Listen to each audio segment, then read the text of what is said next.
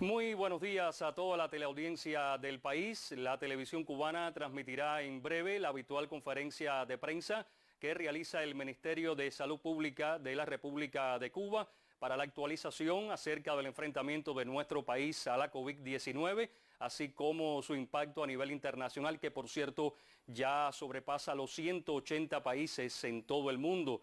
Según se informó en la jornada de ayer viernes en conferencia de prensa por autoridades sanitarias, en la última actualización estadística se confirmaron en Cuba 49 nuevos casos positivos a la COVID-19. Esto fue en la jornada de ayer para un acumulado de 564 personas. Así fue expuesto por el doctor Francisco Durán García, director nacional de epidemiología del Ministerio de Salud Pública. Ya tenemos lista la señal, comienza la conferencia de prensa. Adelante. Buenos días, como cada mañana un placer darles la bienvenida a la sede del Centro de Prensa Internacional del Ministerio de Relaciones Exteriores de la República de Cuba.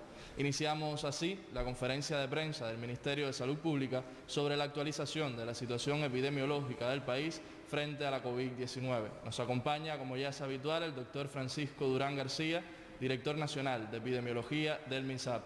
Doctor, buenos días. Buenos días a ustedes y a los televidentes que nos escuchan todas las mañanas.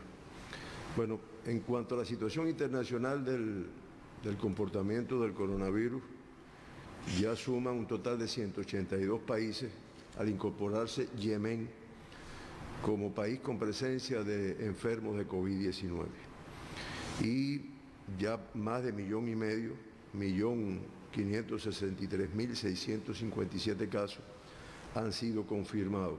Solo en un día, y yo recalco estos datos porque son llamativos, 87.000 casos más, 95.044 fallecidos, 7.228 fallecidos en un solo día, lo cual da una letalidad de un 6,1%, superior a la del día de ayer.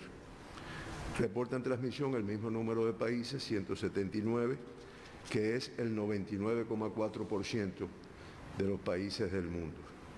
Ya muy específico en nuestra región, la región de las Américas, pues hay 537.678 casos confirmados, ya representan el 34,4% del total de casos confirmados en el mundo y se incrementan en 2.227 fallecidos más en un solo día, para un total de 19.309 fallecidos. La letalidad en la región de las Américas, un poco menor que en el resto que en el mundo completo, pues de 3,6 es la letalidad en la región de las Américas. Como saben que hemos disminuido el número de viajeros que vienen, que salen. En el día de ayer fueron 29 viajeros en total los que se reciben. Vamos a seguir manteniendo este ritmo de pruebas hechas, porque aquí están los PCR en tiempo real, pero hay un número de test rápidos que se vienen haciendo también diariamente. Estas pruebas con un esfuerzo de los laboratorios, trabajan 24 horas, horas nocturnas y demás, los compañeros que están ahí, de forma tal de seguir encontrando personas que en nuestra comunidad están paseando, caminando, y que tienen el virus y lo transmiten como tal. De los 56 casos confirmados se diagnosticaron 55 cubanos y una extranjera, una ciudadana boliviana. De los 55 cubanos, 46 fueron contactos de casos confirmados, 7 fueron contactos de viajeros procedentes del exterior, grupos de riesgo ambos, y se investiga la fuente de infección de 2 casos. Esta es una modalidad que venimos repitiendo hace varios días y es la razón por la que se declaró una etapa de transmisión local limitada, ¿no? Porque ya no son los contactos estrechos, son otros casos que van apareciendo. Importante, y lo reiteramos, 31 de los 56 casos confirmados no tenían síntomas. Estaban, como estamos cualquiera de nosotros aquí, sin síntomas ninguno, representa el 55,3%, y salieron precisamente por el trabajo de búsqueda de búsqueda, de tener identificado contacto, tener identificado personas que no tienen ninguna sintomatología. De los 620 pacientes que se han diagnosticado con la enfermedad en nuestro país desde que empezamos a hacer los estudios, 513 tienen una evaluación clínica estable.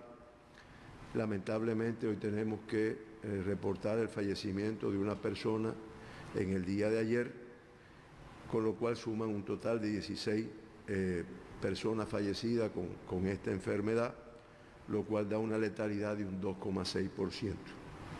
Dos, como también hemos dicho, fueron evacuados hacia sus países y ya acumulamos un total de 77 altas.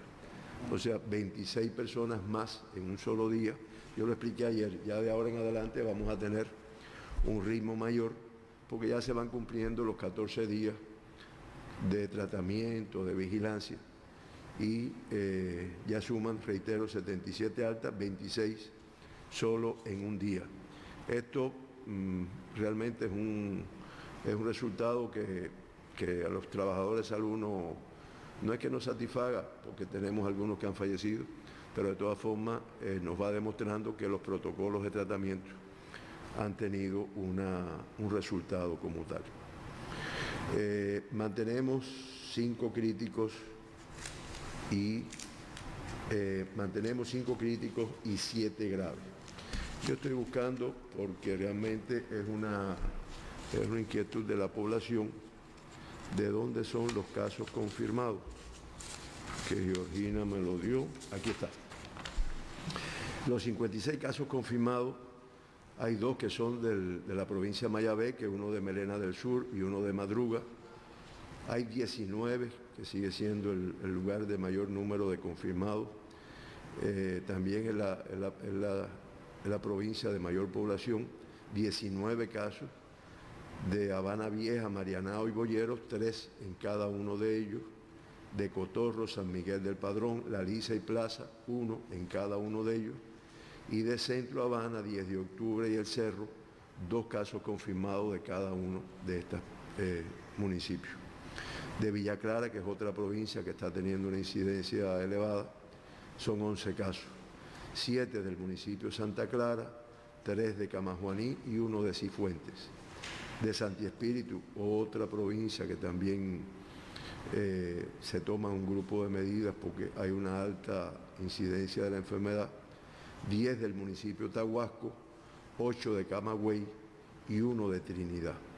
De Ciego de Ávila 1, del municipio de Venezuela, que hemos dicho que tiene un evento local que se trabaja muy restringido ahí. 3 del municipio Camagüey y 1 del municipio Las Tunas. Ahora, de los pacientes críticos y graves,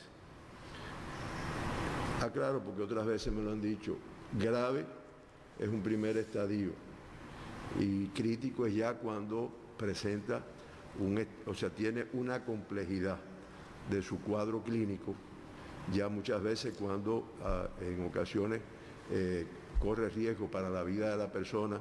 Yo hablaba con los intensivistas de este tema y me decían, mira Durán, para una respuesta rápida es crítico, es cuando ya tenemos que pasarlo para una sala de terapia intensiva, aunque a veces muchos graves lo tenemos en terapia por un problema de las medidas, pero realmente el estado de crítico ya es un estado de un nivel de complicación un poco mayor que el del grave.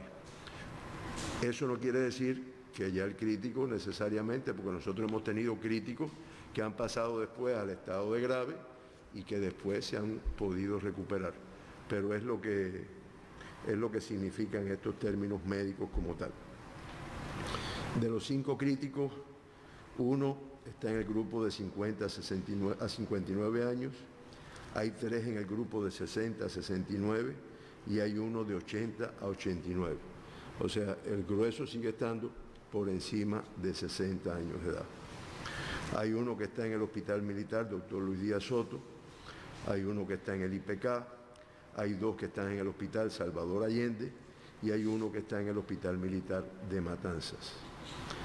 De los 5 críticos que tenemos hoy, 4 son de La Habana y 1 es de Matanzas.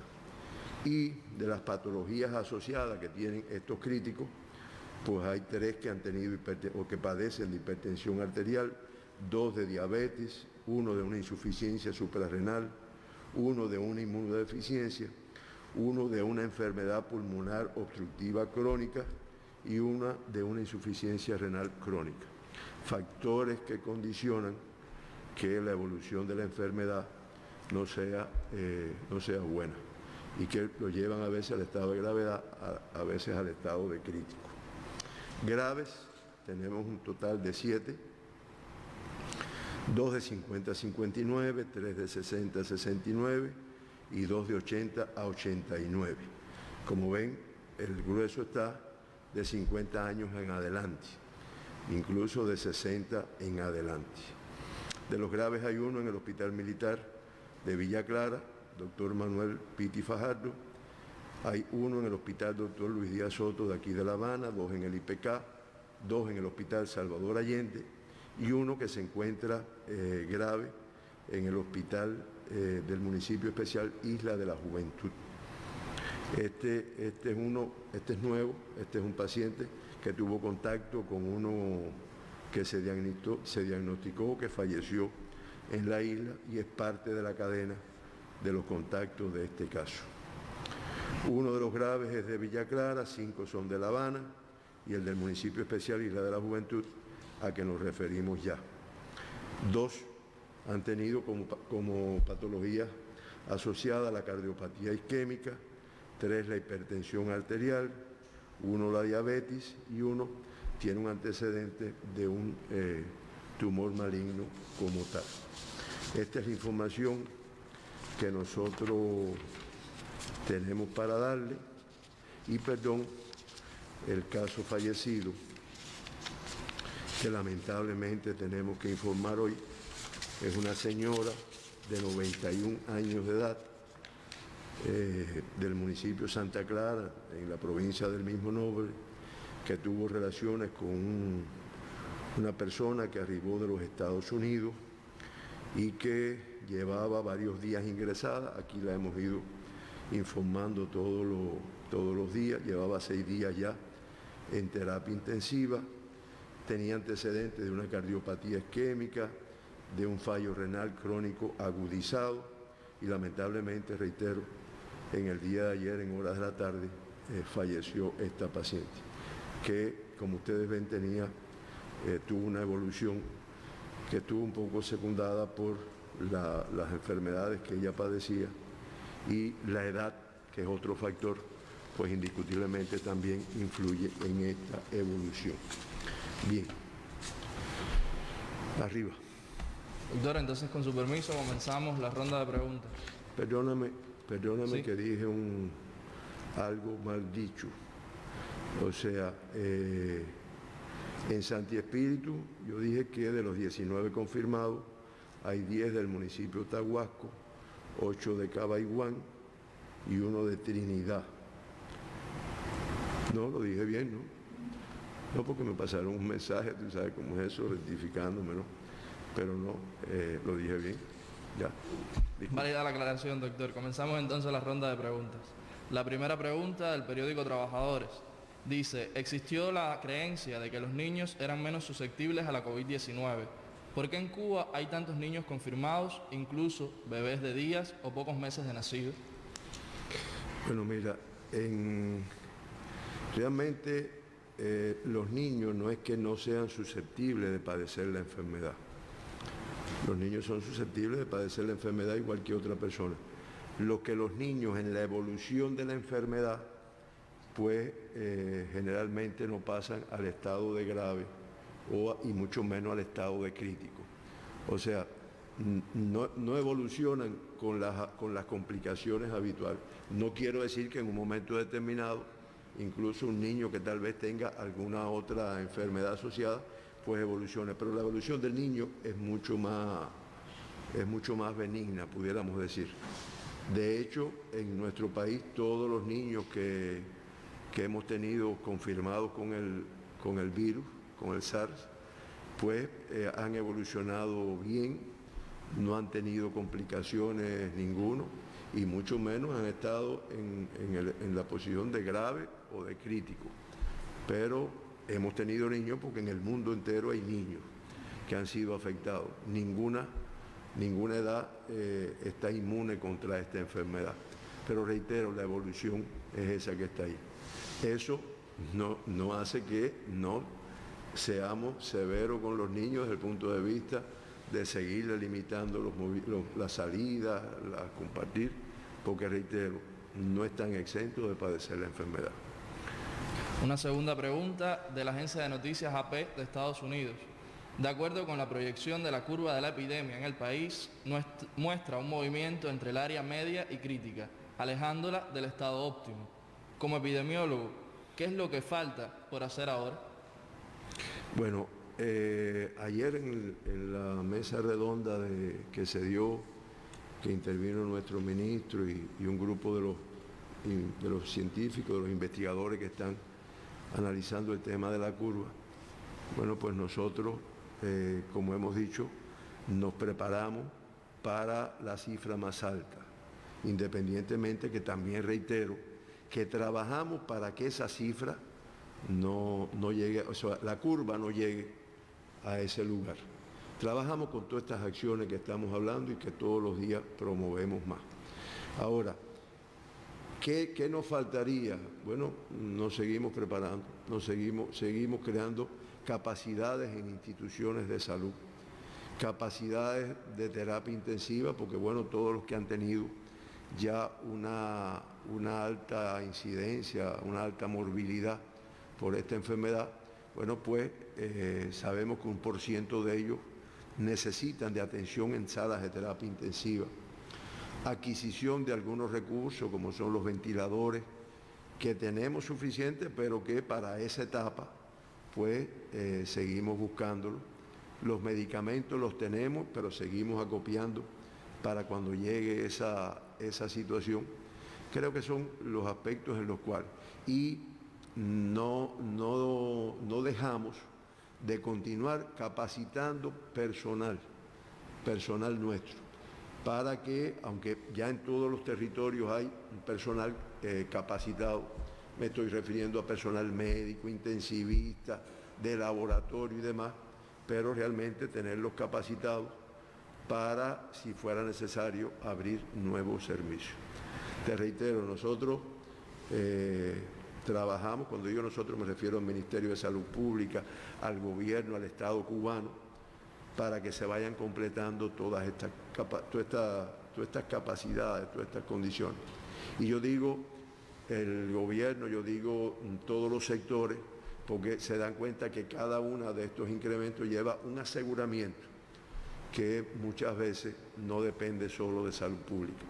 Y todo, o sea, conducido por nuestro presidente, por nuestro primer ministro, todos los organismos están en línea para satisfacer todas estas necesidades. Creo que los ejemplos que hemos tenido, no quiero mencionar porque todos han participado, pero el Ministerio de Transporte garantizando todos los vuelos que llegaron, el traslado desde el aeropuerto hacia los respectivos centros. Bueno, es una muestra de cómo cosas que se garantizan por otros sectores, bueno, pues se han ido. Y en ese sentido nos preparamos para que no nos sorprenda en un momento determinado un incremento que tengamos. Que te reitero, trabajamos para que esa curva sea un poquito menos elevada, pero el riesgo de tenerla es muy real. Doctor, las dos últimas preguntas son de la agencia Prensa Latina. Le leo la primera pregunta. Dice lo siguiente: aquellos pacientes que se curan de la COVID-19 y reciben el alta médica, ¿pueden experimentar algunas secuelas respiratorias a corto o mediano plazo?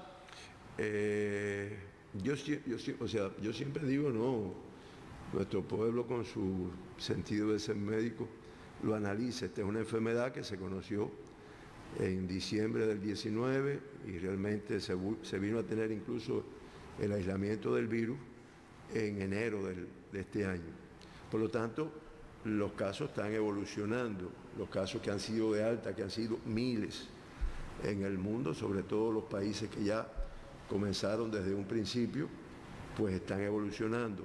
Hasta ahora se plantea que 1% de las personas que han tenido la enfermedad, el COVID-19, pueden quedarse con algunas manifestaciones respiratorias, sobre todo desde el punto de vista de tal vez una insuficiencia respiratoria, algunas manifestaciones de este tipo, pero todavía se está escribiendo qué es lo que puede pasar con estos pacientes, para decir que esta enfermedad deja como secuela tal enfermedad, que ya definitivamente en qué por ciento deja esa secuela, o estas personas se recuperan y no quedan con complicaciones de ningún tipo. La última pregunta dice lo siguiente: ¿los pacientes que son dados de alta mantienen en su cuerpo las denominadas células de memorias de este virus? O sea, una vez que se tiene el virus y se padece la enfermedad, después de curarse, ¿es posible volver a tener la misma enfermedad en el futuro? Esa es de las otras que se parece a la anterior, ¿no? Se está siguiendo la cohorte, como le llaman, de todas las personas que se han ido recuperando en el mundo, para determinar su nivel de anticuerpo, que es lo que da la defensa, la inmunidad con que van quedando en el organismo. Por lo tanto, decirte categóricamente de que te da inmunidad, como por ejemplo, hay enfermedades como es el sarampión, la rubiola, la parotiditis, que después que tú la padeces, te deja una inmunidad de por vida. Se supone que no la vas a padecer más nunca, aunque te pongas en contacto con el virus que la produce. Decir esto de esta enfermedad todavía no está comprobado. Deja inmunidad, deja anticuerpos, incluso hemos estado al tanto, y nuestro país lo ha tenido en cuenta, que se toma de los pacientes recuperados, como pasó con el ébola, que se le toma la sangre a ese paciente recuperado, una modalidad de tratamiento, sobre todo en pacientes ya críticos. Pues yo le tomo la sangre a ese paciente recuperado, ese paciente tiene, o esa persona que ya tuvo la enfermedad, tiene anticuerpos, y de ahí entonces puedo hacer un preparado que se lo pongo a una persona que está crítica y la ayudo porque le estoy poniendo anticuerpos para poderse defender. Ahora, deja inmunidad definitiva para toda la vida, eso no está. Sabemos que estas enfermedades virales, como nos pasa con el dengue, también en el dengue influye el que son 3 serotipos diferentes, y te puede dar uno ahora y después te coge el otro y después te coge el otro. Después que yo la padezco, ya aunque me ponga en contacto nuevamente, no la voy a padecer, es algo en lo cual se está investigando. Y no tenga duda la población nuestra que en la medida que conozcamos un poco más de estas investigaciones, pues lo haremos partícipe de esta información. Doctora, así terminamos la ronda de preguntas. ¿Existe alguna otra precisión? No, bueno, muchas gracias. Muchas gracias a usted entonces por la actualización, por las respuestas. Gracias a los corresponsales por sus preguntas. Nos vemos en la próxima conferencia. Concluida la conferencia de prensa, confirmamos algunas estadísticas que nos decía el doctor Durán durante la misma. El número de países que ya presentan la enfermedad son 182, con 179 naciones con transmisión de la COVID-19. En cuanto a nuestro país, ayer se determinaron 56 nuevos casos, 55 cubanos, una boliviana. En total han sido positivos, total 620 personas, 513 con evaluación clínica estable. Esto es desde que comenzó a estudiarse la enfermedad en nuestro país. Se reporta un fallecido en la jornada de ayer para un total de 16 personas y una letalidad en nuestro país de 2.6%. Para bien, se han dado alta 77 personas, eso es una buena noticia. Aún se mantienen críticos 5 personas, 3 personas en estado grave, y se insistía una vez más en que el 55,3% de los positivos en la jornada de ayer no presentaban manifestaciones algunas. O sea, 31 de las 56 personas confirmadas con la COVID-19 no tenían manifestaciones clínicas ninguna. De ahí se insiste en la importancia de mantener el aislamiento, de mantener y cumplir estrictamente con mucha disciplina todas las medidas que han sido adoptadas por nuestro país, por el Ministerio de Salud Pública, por la dirección de nuestro país, y también se insistía en informarse a través de los medios de comunicación, tanto los tradicionales, la radio, la televisión, la prensa escrita, como también por otras plataformas en internet con sitios digitales de nuestro país. En total, ayer se reportaron en un solo día 87.000 casos más de la COVID-19. Fíjense cuánto es el contagio, cuánto incide el contagio en la población mundial. Y ya les decía, 179 países con transmisión de esta enfermedad. En nuestra región, el número de casos ya sobrepasa el 30% de los reportados a nivel internacional, concretamente el 34.4% de los reportados a nivel internacional. Aún permanecen ingresados en los hospitales de nuestro país 2.415 pacientes, 451 en vigilancia, 1.439 sospechosos y confirmados 525 en vigilancia. En la atención primaria, 7.128 pacientes. Estos son las estadísticas, los números más importantes que trascienden en esta jornada. Usted manténgase informado con los medios de comunicación de nuestro país. Espere otros detalles en los espacios habituales del sistema informativo de la televisión cubana. También el canal Caribe transmitirá, por supuesto, su revista habitual, su programación en horas de la tarde. Nosotros nos vemos en el noticiero de la 1. Pasen todos una excelente jornada.